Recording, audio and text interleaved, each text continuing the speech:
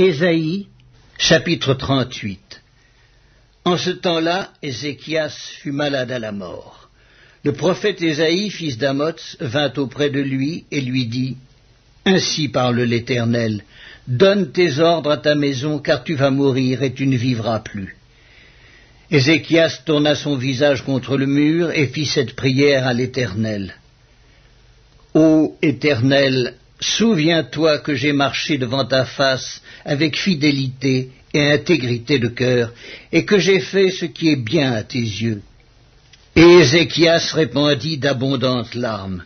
Puis la parole de l'Éternel fut adressée à Ésaïe en ces mots.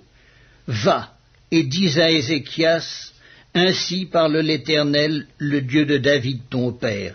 J'ai entendu ta prière, j'ai vu tes larmes. Voici, j'ajouterai à tes jours 15 années. Je te délivrerai, toi et cette ville, de la main du roi d'Assyrie. Je protégerai cette ville. Et voici, de la part de l'Éternel, le signe auquel tu connaîtras que l'Éternel accomplira la parole qu'il a prononcée. Je ferai reculer de 10 degrés en arrière avec le soleil l'ombre des degrés qui est descendue sur les degrés d'Akaz. Et le soleil recula de 10 degrés sur les degrés où il était descendu. Cantique d'Ézéchias, roi de Juda, sur sa maladie et sur son rétablissement. Je disais, quand mes jours sont en repos, je dois m'en aller aux portes du séjour des morts. Je suis privé du reste de mes années. Je disais, je ne verrai plus l'Éternel sur la terre des vivants. Je ne verrai plus aucun homme parmi les habitants du monde. Ma demeure est enlevée et transportée loin de moi comme une tente de berger. Je sens le fil de ma vie coupé comme par un tisserand qui me retrancherait de sa trame. Du jour à la nuit, tu m'auras achevé. Je me suis contenu jusqu'au matin. Comme un lion, il brisait tous mes os. Du jour à la nuit, tu m'auras achevé.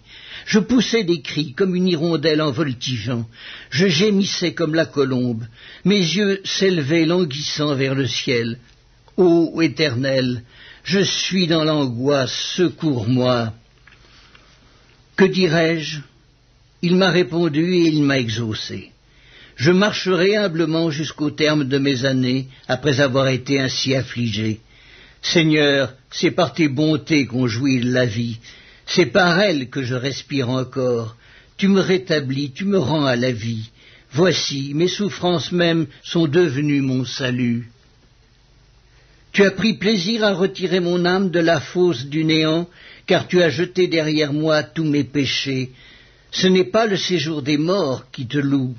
Ce n'est pas la mort qui te célèbre. Ceux qui sont descendus dans la fosse n'espèrent plus en ta fidélité. Le vivant, c'est celui-là qui te loue, comme moi aujourd'hui. Le Père fait connaître à ses enfants ta fidélité. L'Éternel m'a sauvé. Nous ferons résonner les cordes de nos instruments tous les jours de notre vie dans la maison de l'Éternel. Ésaïe avait dit qu'on apporte une masse de figues et qu'on les étende sur l'ulcère, et Ézéchias vivra. Et Ézéchias avait dit, à quel signe connaîtrai-je que je monterai à la maison de l'Éternel ?